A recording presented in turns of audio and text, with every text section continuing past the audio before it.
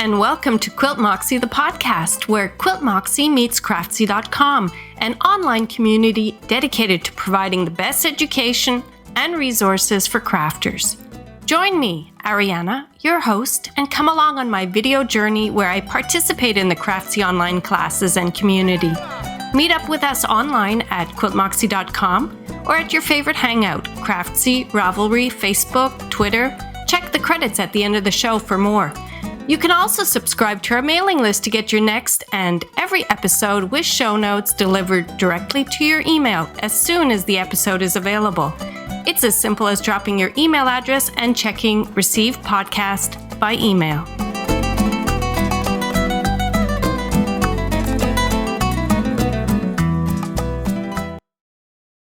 Hello and welcome back to episode 11.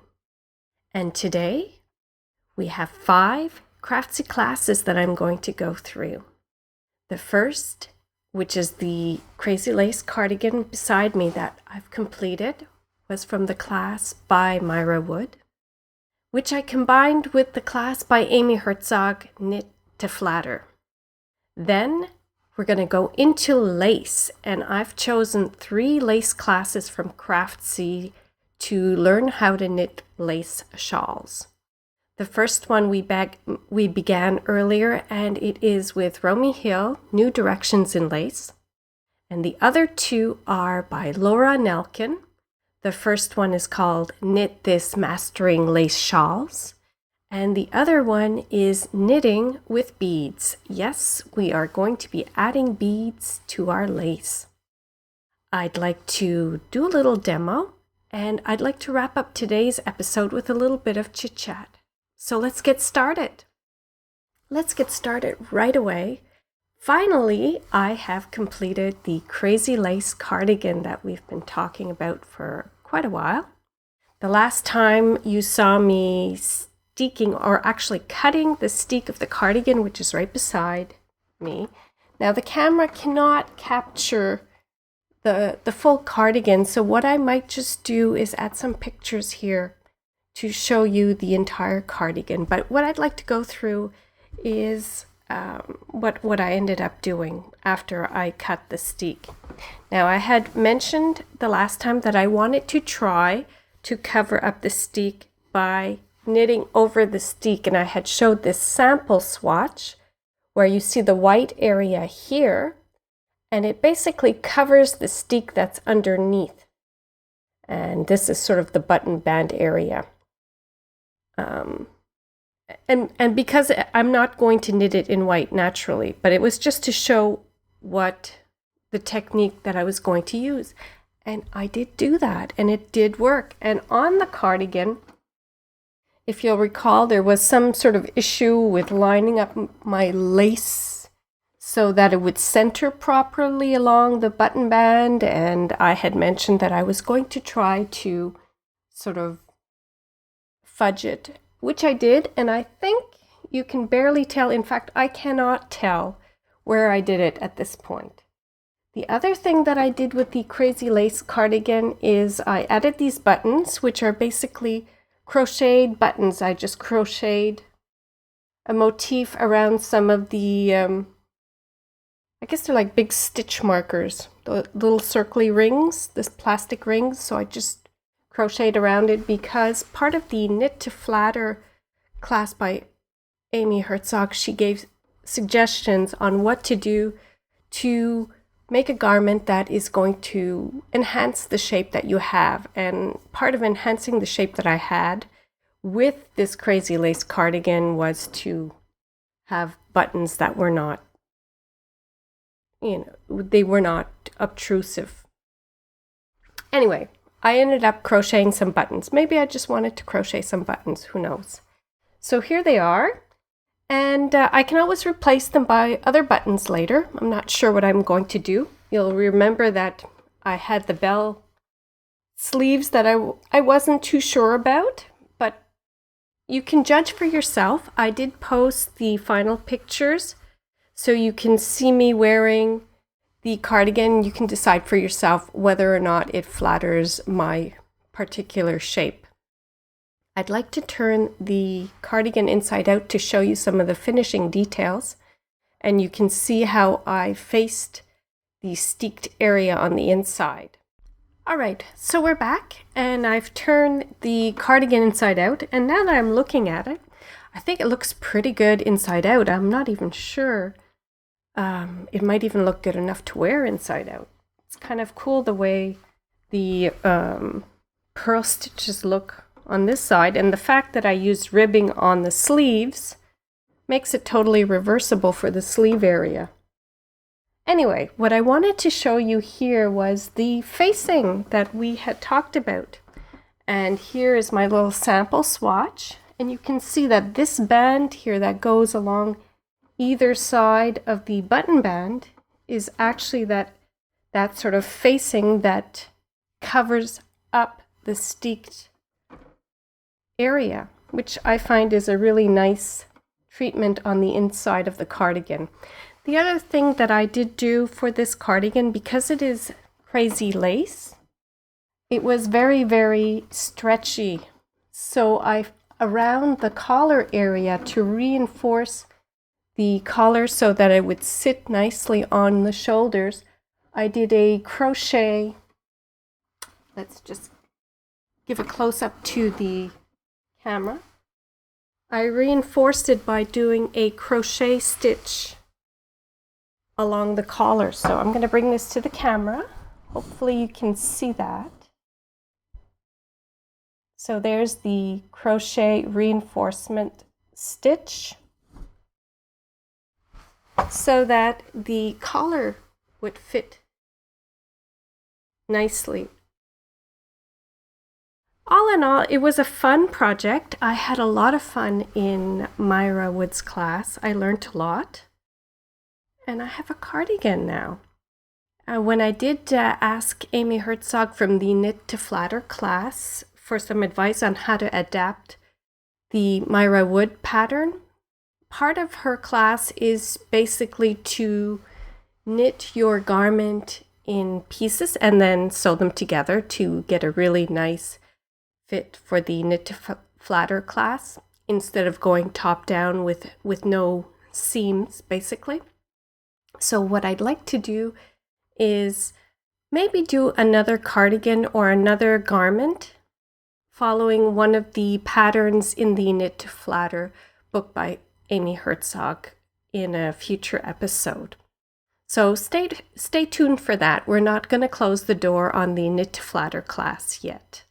I'm curious to know what your feedback is to see if, in fact, this cardigan does sort of flatter the shape that I do have. So please feel free to make a comment on Craftsy or even in our Ravelry group. So let's move into the lace. And I've chosen 3 classes to explore lace knitting.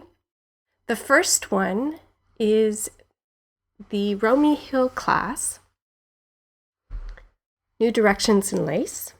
And you might have noticed that I'm actually wearing the shawl that I had created. There were 2 shawls in that class, and they were knit with lace and beads. Now, I didn't have beads at the time, and I didn't want to adventure right away into beads, and that is why I also signed up for knitting with beads. So what I wanted to do was to knit the doll shawl. And if you'll recall from a prior episode, I don't know what happened, but I ended up starting with the center motif of the larger shawl. So I had to adapt the pattern. And guess what? My doll shawl actually sort of fits. I'm going to stand up so you can see a bit of it. You can see what it looks like. It's really very nice, very feminine. I love her little tulip edging. It was a lot of fun to do this. So I would say this is my first official shawl that I completed. And yeah, I'm going to go back. And I'm not sure if, more than likely, I'd like to actually do the doll shawl with the beads this time so that it is a doll shawl and not a shawl that fits me. Or maybe what I might do is do the doll shawl in a thicker wool so that it will fit me, but it actually does follow the pattern as it was written. So stay tuned for more of the Romy Hill class. Now let's move into Laura Nelkin's class. She has 2. And the first one that I signed up for was, actually I must have signed up for both just about the same time, was the Knit This Mastering Lace Shawls class. And then the Knitting with Beads class, probably about the same time. So in the Mastering Lace Shawl class, she has the Skywalker shawl, which I have behind me. What I'm going to do is let me just turn off the camera and move our mannequin out of the way so that you can see the shawl behind me. Hold on. Okay, well, I didn't really move the mannequin out of the way, but I did sort of display the shawl by Romy Hill on the mannequin so you can just check it out. So I will just sort of talk about my experience with the Skywalker shawl. I've been doing lots of swatching, and so let me just show you the swatches that I did. I've got this on a board hoping that you're going to be able to see it better than usual. So you're going to see the multicolored wool, which is actually my microwave dyed wool Regia sock yarn that was white. And what happened was, or what I learned what happened was, you'll notice it also on the shawl, was that when I dyed it in the mason jar, the outside of the yarn was dyed darker than the inside, so it created sort of a gradiated yarn. So let's take a look at what happened with the shawl. So on the bottom of the shawl here, you're going to see that it started lighter and then it went darker. So I used 2 of the microwave dyed wool. One was the one with the multicolor and the other one was a purple. And you'll see that it gradiates from light to dark, both with the purple and the multicolored yarn. And I find that this shawl was a lot of fun to learn how to do some lace knitting, and I like the effect. It sort of gives you that Skywalker space effect. It was a fun shawl to knit. So the next shawl that is in that class by Laura Nelkin is called Claris, which is also in the Knitting with Beads class. And what I'm going to do with that shawl is I will knit it in the Knitting with Beads. So I will knit the shawl, but I will add beads to it. So you'll have to stay tuned for that one after the next shawl that I'm going to show you. What I learned from Laura in the Skywalker shawl, and I'm displaying it here to show you my lifelines. I did have to go back a couple of times on the lifelines, which were very helpful. And what I used was dental floss. And she also, I think Romy and Laura suggested cutting up straws as stitch markers, as one of the ways to use stitch markers. And it turns out that when I'm knitting lace, I need lots of stitch markers. And in this shawl, I used the straw stitch markers. And of course, when you're doing your first row after your lifeline, what you're supposed to be doing, I'm not telling you any secrets here, but you're not supposed to knit, you're supposed to make sure that the stitch marker is free of the lifeline so that you don't have your stitch marker stuck. Well, needless to say, I was thrilled that I was using the straw because every single time I put a lifeline in there, for sure, it's going to be stuck in the lifeline. And here I've kept them, and you'll see some of the pins here are still stuck on the shawl. What I like about keeping the lifelines there with the little straw stitch markers is that you can put your pin into the straw stitch marker and sort of set it. And I find that it gives you less of a pointy edge, or it helps you with blocking in any case, sort of setting up the shawl and forming it. Right along the outside of the shawl, I put a pin in each one of the little straw stitch markers to help block the shawl. So I think my new favorite stitch marker is the little straw stitch markers, because they're always going to be stuck in my lifelines. The other one that I really like is the sort of safety pin, the plastic safety pin stitch marker. I think I have one in my pocket. This one, so comes in 2 different sizes. So I like this one, and I like the straw stitch markers for when I'm knitting in any case. Okay, so now we're moving on to knitting with beads. And the knitting with beads class, it started off really quite nice. I like the way the class is set up. I like the fact that Laura takes you through it step by step. And so the first project in there is called the Pioneer Cuff. And what she has you do, and I'm wearing them here, she shows you how to knit with beads, and you end up with these cute little sort of bracelets. These are like lace knitting with beads bracelets. So I ended up doing 3 of them. And the trickiest part was to actually get these little clasps so that they would...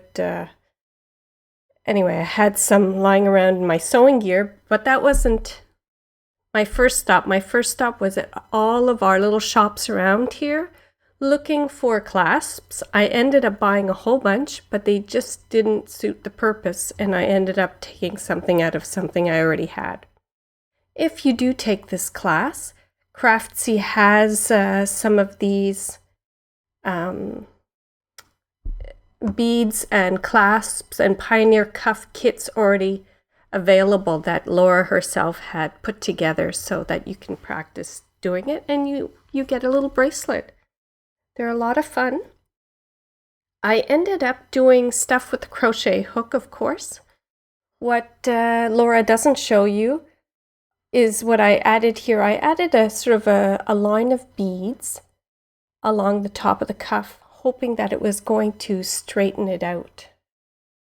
Because for some reason, I just couldn't get it perfectly straight. But it was a lot of fun, and it gets you motivated to going on to the next project, which is the Akola shawl. Now the Akola shawl, of course, I'm pretty happy to be swatching. It's just like a little warm-up for me. But this was unbelievable. I could not, there were 2 problems with my swatching for the Akola shawl. One was the beads. I couldn't get the beads to do what Laura was doing. And it took me a long, long time, many swatch sessions. I'm going to show you 3 little swatches. But what you may not have guessed is that this swatch, as soon as I finished swatching it and it didn't turn out, I would just knit another swatch from that swatch from the end of the yarn. In other words, I'm unraveling it into another swatch, hoping to come out with a swatch that remotely matches the one that Laura had created. So here are the swatches. So the first swatch that I did, which is re-knitting it many, many times, I don't know if the yarn was abused by the end of it, is the blue one. You're going to see, I noticed that my camera is not picking up the right colors. Let me just take a look. In fact, I think the colors are nicer on the camera.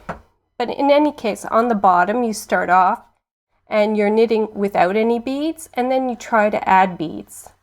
And my challenge was the noops, which are these little bobbly things here. And I ended up doing 3 different types to see if there was an easy way for me to create those noops. I wasn't getting it the way that Laura was doing it, and her noops were really nice. So I posted a question online asking if it makes a difference how you do the noops. and I posted my little swatch. And Laura was very nice. She responded and she said, well, it's all up to you as long as you're consistent, which we're hearing from all of our knitting teachers on Craftsy. You just pick a noop that you like. And so I like her noops, but her noops were so difficult for me to do. I couldn't get it. And I must have swatched at least 30, probably more, to try to get a swatch that worked. In any case, after I had posted this swatch, I just didn't like the way it looked. I didn't like the way the wool felt. And these swatches are actually blocked so that I could get an idea of what the final product would look like. So the next swatching session, I ended up with a different yarn. And I finally got it. So here's the swatch that actually worked. You may recognize this wool. Yes, it's the same wool that I used for the cardigan, because Janet had gifted me so many skeins of wool that I was able to swatch, and I'm hoping have enough to do the Akola shawl. So I finally was able to swatch and create the noops the way Laura does. And I also continued with a bonus swatch just to, here I'll show you over here. And you can see I randomly put a noop here because I just wanted to practice doing that noop. This part of the shawl, this little swatch here, is the border motif that Laura has you do. Here's this part is the part of the border as well. Then I knitted a couple of rows of stockinette or what have you. And on the top is the finishing part of the shawl. So basically it should end up with this kind of a shape and a border along, well, I wouldn't call this a border, but the finishing here on the top with the border motif going all the way around. So I'm definitely not scared to swatch, and for this particular shawl, I found it really helpful to do a lot of swatching. So stay tuned. I'm hoping that I'm going to end up with a lace shawl with beads, but there's no guarantee. So there we go. And that's all I've got to show you today. Come back next time when I continue with my lace knitting. And now I'd like to do a little bit of chit-chat with you. So I'd like to save a little bit of chit-chat for the end of the episode. I noticed by accident that there is a Kickstarter campaign for KnitCompanion that's taking place, and it's going to be ending February 17th. So what is a Kickstarter campaign?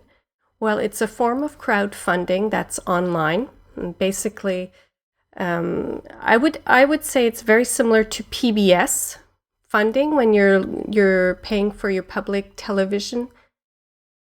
That kind of a setup. Kickstarter works is that it's crowdfunding where everybody puts a little bit into the hat, and you basically, just like PBS, they give you different funding levels where you do get something in return.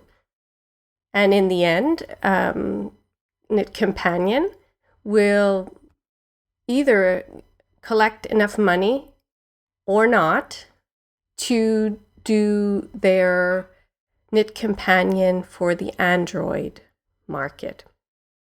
So the reason I'm bringing this up is I do have KnitCompanion. I have it on my iPad.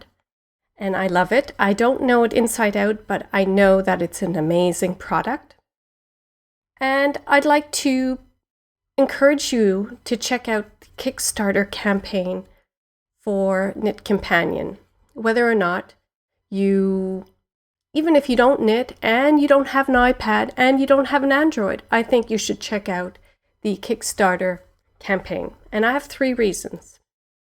So the first reason would be because what we do by knitting and creating is really important. And this is just a small way of encouraging somebody who is in this industry, and she's a programmer for KnitCompanion, to make a living doing something that's really important in the big scheme of things. After all, our hobby is not like yachting, so it's not like an expensive hobby, but it is a very important hobby, and it brings so much to the people around you. So that's one reason. Another reason is that KnitCompanion, I think, can be used for not just knitting. It's good for knitting, crocheting, beading. So if you're beading and you have a particular motif, I'm sure you can use KnitCompanion for that. Maybe even weaving, I have no idea. And if you have it already and you love this app the way I do, I would say you've got to rush right over there and help with the Kickstarter campaign. And the third reason is just because.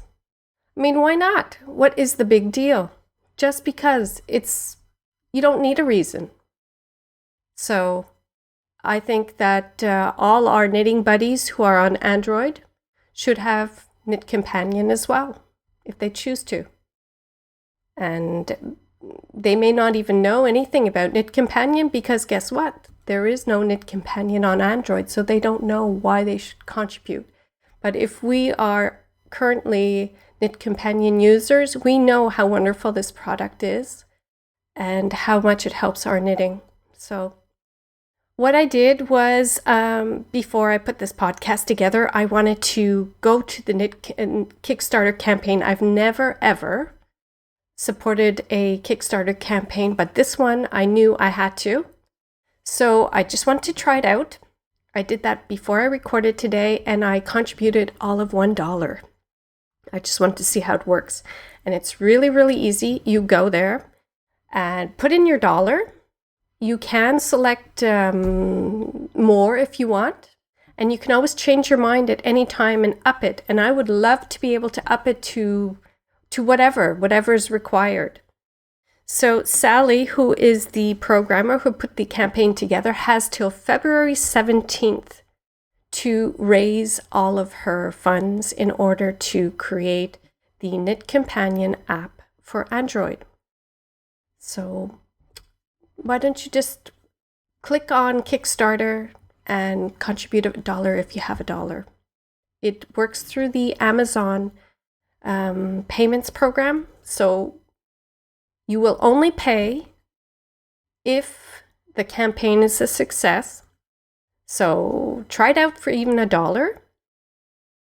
And who knows, maybe if we get enough people, 50,000, 100,000, whatever, thousands together, maybe each $1 will bring Sally closer to being able to create the app for Android. That would be awesome.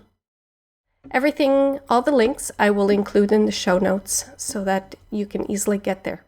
Also, I did tweet it out and put it on Facebook because it's built into your Kickstarter, into the Kickstarter campaign. So it's all very easy. It was click, click, click.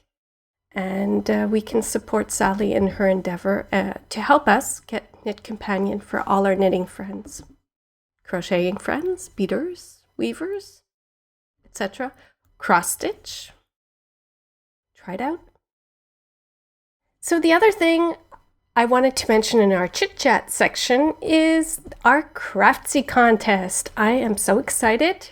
I think the last time I looked, we're up to 67 members in our QuiltMoxie the Podcast Ravelry group. Join up.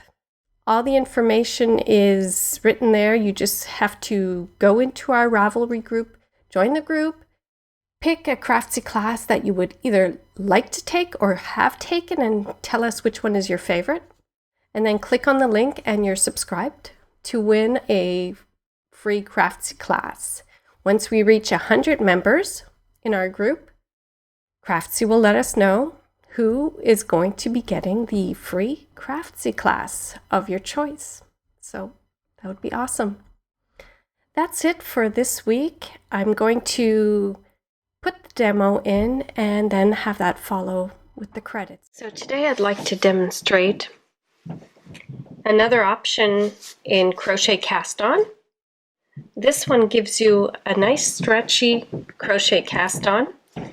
So if you need a stretchy edge, you might want to consider using this crochet cast on with a twist. This crochet cast on, you'll see the traditional V's that it creates.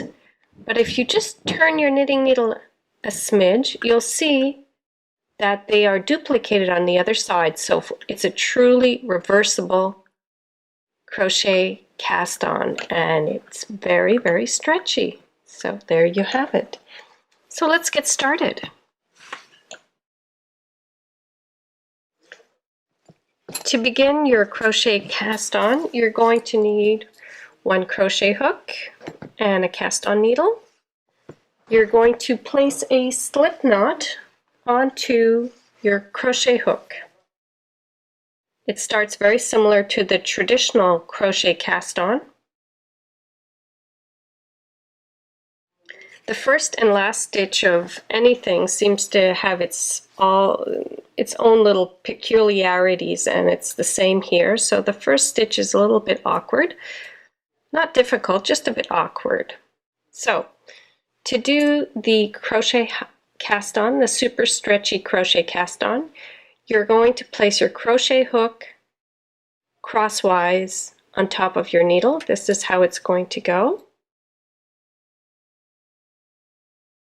You yarn over your crochet hook, place your needle horizontally, and then you yarn over the crochet hook again, and you pull the yarn over through both threads underneath, both yarn. Again, you cross over the crochet hook, yarn over, pull through. Cross over, yarn over, pull through. Anytime, I think, when there's a yarn over involved, you get a little bit more stretch in whatever you're doing. So here we go. You can get yourself into a nice rhythm. I find it slightly easier to do than the traditional crochet cast on. Gives you a nice result. Okay, and coming to the last stitch, all I've come up with so far is to pull the yarn over through and place the stitch onto the needle, and you're ready to begin your first row. So here is your crochet cast on super stretchy style, which is reversible, identical on both sides. Give it a try. Let me know how you like it. Thanks for watching. So thank you for joining me here today. I hope you enjoyed our little demo. I'd like to invite you back next time when I continue exploring lace with Laura Nelkin and Romy Hill. Bye for now. À la prochaine.